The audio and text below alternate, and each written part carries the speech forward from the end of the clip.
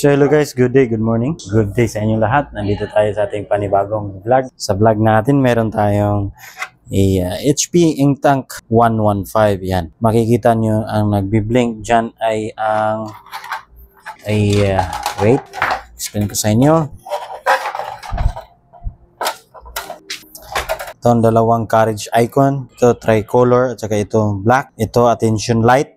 And then ito is pressure button nagbi-blink. So ibig sabihin yan is paper jam. Umiilaw nagbi-blink. So paper jam dahil dyan ay ating ayusin at ang prime suspect natin dyan is itong strip na to. Which is, ang pangalan nito is encoder strip. So ibig sabihin yan, sira na po yan. Meron dyang bakante sa na. So ating ayusin, pabalitan at next natin gagawin kung ano pa ang error na makikita natin. Alright. Umpisahan natin dito sa pagbaklas. So, baklasin mo muna. Sa HP Inktank 115, sa mga 115 series is merong mga screws po yan. So, dito sa ilalim, meron dyang pinaka-ilalim baba. Pinaka-outer cover is ito yun. I-explain ko muna i-explain ko yung mga mga screws kung saan siya nakalagay. So ito sa ilalim, tatlong screw, buksan nyo yan, tanggalin nyo to, and then dito na banda may screw sa ilalim yan, dalawa din dito, dalawa din. So ayan lang, 7 screws. So 7 screws, once matanggal, iangat nyo lang, dito lang yung nakalock, and then yun na, ito na po yun. So ngayon, ang problema niya is itong carriage encoder strip. Encoder strip tawag dito. Yung makikita nyo may bakante sa gitna. Sira na po na yan. Okay? So, hanap muna ako ng pampalit or pang temporary at troubleshoot natin yung printer head. So, ito yung ink niya. Pangit din. Nag-backflow. Ibig sabihin yan, wala ng ink dumadaan dyan. So, hanapan ko muna ng encoder strip. So, ngayon meron na tayong nahanap na temporary. Ito po yun. So, wala pong bakante yan. Yan, full na full yan. So, ilagay muna natin dito temporarily para ma-eliminate natin yung error. Kasi ang sabi dyan is paper jam or carriage jam. Yun ang sinasabi niya. So, ngayon, pag once ma-eliminate natin, kung ganun pa rin, merong problema sa may sensor dito banda. Meron siyang sensor dito na nagbabasa or nag-read. I-read niya tong encoder strip. So, on natin. So, encoder strip muna natin pinalitan. Yan. Makita natin tong lights. Umiilaw. And then, iikot ang carriage. Ito, carriage assembly yan.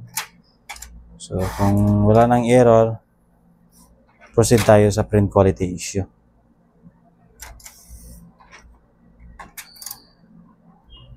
O, diba? All goods na siya. Yun lang ating pinalitan, itong encoder strip. So, all goods na siya. Ngayon, ang next natin is yung print quality. Check natin yan via printing a service page. So, eliminate muna natin itong unang error.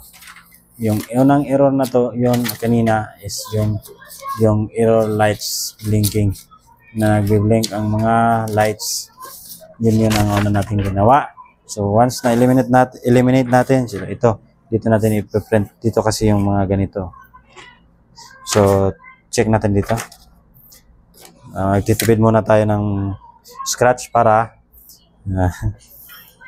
tutipid. So, pag-perform sa service page sa mga ganitong panel, simple lang po. Wala, namatay pa. Sorry. So, hold natin yung power button, then cancel button, pindutin kaisa, release din tong power, and then antayin mag-trigger. Antayin lang natin yan. So, ayan po, nagbi-blink na yung power button LED.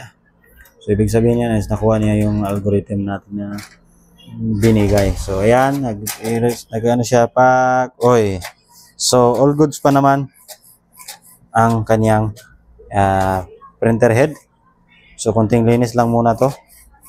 Ang problema lang talaga niya is kanyang encoder strip. So, pahanapin muna natin siya ng encoder strip customer. So, ito na po yung quality. So, ito po yung na-ensure na natin yung quality. Ayan, ito. Hindi masyadong klaro kasi wala tayong flash. Sige lang, pero basta ito walang bawas. Ito yun, meron siya pero konting-konti lang. So, overall, all goods ang kanyang printer head. So, ang gagawin lang natin dyan is print head clean and then all goods na po yan. So, ang error, na-eliminate natin. Printer head, hindi na natin palitan kasi all goods na yan. So, hanggang dito na lang. Sana nakatutulong sa inyo. This is Faber Tips. Magpapaalam. Bye-bye.